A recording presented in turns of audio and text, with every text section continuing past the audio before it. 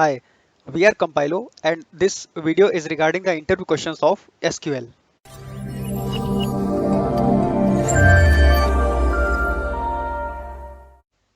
What is an execution plan in SQL Server? Execution plan is a graphical representation of the operations generated by the query optimizer for calculating the most efficient way for getting the results. And it is of two major types: estimated execution plan and actual execution plan. Now, if we want to see estimated execution plan, we have to press Ctrl plus L button. If we want to see actual execution plan, then we have to press Ctrl plus M button. Estimated execution plan can be considered as a guess by the query processor. Mostly it is generated before the query has been executed. When it comes to actual execution plan, it is generated post query execution. It depicts the actual operations along with involved steps during the query execution.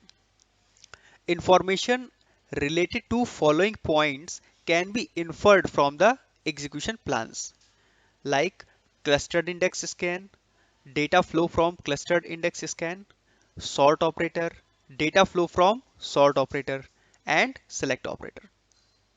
We can save an execution plan as .sql plan file by right clicking on the plan window and selecting save execution plan as option.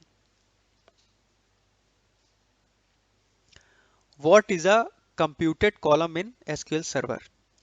A computed column is not stored in a table physically. It is a virtual column and can only be sorted if we mark it as persisted. It can use the data of other columns for the calculations, but we cannot use it as default foreign key not null constraint definition. Also, we cannot target it with insert or update statements, and we need alter permissions on the table. We can add a new computed column by right clicking columns and selecting new column option. In the column properties tab, we need to expand the computed column specification property. A sample query to create computed column could be create table, then the name of table, then we have to specify employee ID, salary, bonus, and then we are using final as salary into bonus. How to get last date of month in SQL Server? So there is a direct function EO month which can be used for this requirement. So we can use like select end of month, then any date and alias name. What are the types of temp tables? So there are two types of temp tables in SQL Server: local temporary table and global temporary table. So we represent local temporary table as single hash and global temporary table as double hash. We can find temp tables in temporary tables folder of tempdb. Queries to access both type of temporary tables are shown on the screen. Select asterisk from single hash local temp table and select asterisk from double hash global temp table. Difference between CTE temp and table variable. So CTE is named temporary result set for manipulating the subqueries data. Temp acts as the normal table and can have constraints and index. Table variables act like a variable and exist for a particular batch of query execution.